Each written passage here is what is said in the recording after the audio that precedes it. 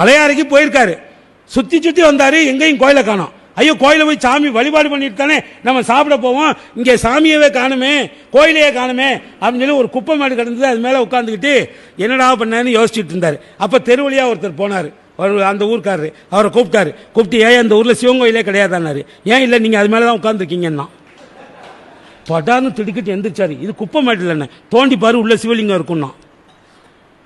சத்தியம், உள்ளே போய் தோண்டுனா அற்புதமான சிவ ஆலயம். பக்கத்தில் இருந்த சமணர் பள்ளிகளில் சாப்பிட்டு அந்த குப்பைகளை எல்லாம் போட்டு அந்த ஊர் சிவன் கோயிலையே மூடிவிட்டாங்க. அன்னைக்கு தான் உழவாரத்தை கையில் எடுத்தார்.